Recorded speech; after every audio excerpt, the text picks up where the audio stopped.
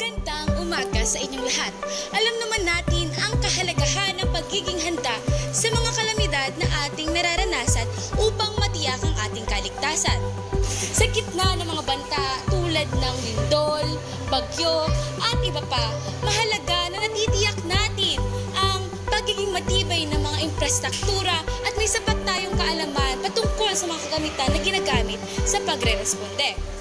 Sa tatalakayin natin ngayon, ating masasaksihan ang panayam kay Sir Alfredo Pirilla, isang BPSO o Barangay Public Safety Officials ng Barangay Mayapa na naglilingkod na halos mahigit 10 taon.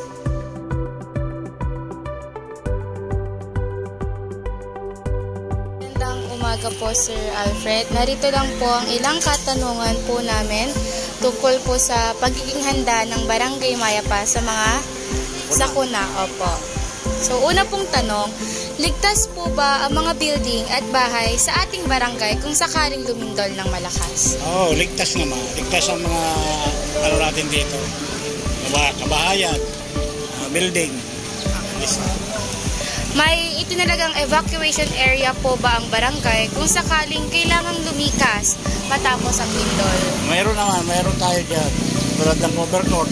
Saan po po? Overcourt. Sa Purok 3 po. May iba pa po bang evacuation center po maliban dyan sa Purok 3? Marami, mga school. School din po. Considered po rin po siya. May emergency team po ba ang barangay na train sa first aid at rescue? Meron kami. Na BQRT, nandyan. BQRT. Pwede nyo po bang explain kung ano po yung meron sa BQRT po na yun? Sa rescue sila, yung responde ng mga kabaha. Sa kahit anong ano po? Kahit lindol. Opo, sige po. May mga kagamitan po ba ang barangay? At kung meron man po, ano-ano po yung mga kagamitan na mayroon po ang barangay man? Ano ba makagamitan natin doon, Balong? Mga gamot, magamit, yung kenso. Kasi ang QRT, siya sa maano sa bagyo, no? So, ang malimitan namin dalhin, mga pamputo ng mga puno, mga chenso, mga ganon. Pero yung above sa mga, diba, may gumuho, siguro wala pa kami masyadong gamit lang. Siguro tutulong lang kami sa mga NDRRMC sa disaster company yun sa gobyerno. Patulong lang ang QRT. Bale, mas prepared po kayo sa mga sa mga pagbaha. Oh, yeah. Yung QRT yun. Opo, kasi hindi naman po tayo masyadong affected pagdating sa mga lindol po. Laging handa. Oo, pero lagi po tayong handa. Tapos, may mga seminar or drills po ba tayong ginagawa para matuto mga tao kung paano kumilos sa panahon po ng lindol? Marami kami. Galingan ng sagot. Tuwing 2 buwan, may seminar. Kailan po yung last na nagkaroon po ng seminar dito? Ano ba ito?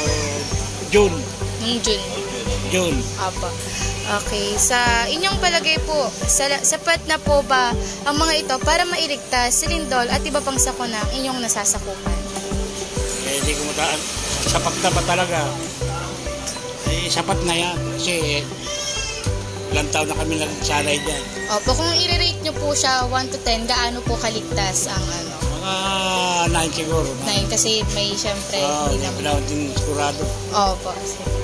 Tapos, after po ng mga sakuna, ano po yung tulong o suportang agad na maibibigay ng barangay sa mga naapektuhan po? Gamot. Kain. Damit yung pangangailangan. Yung mga ganun po. Okay. Yun lang naman po, sir. Maraming salamat po. Nakakuha na ba ako?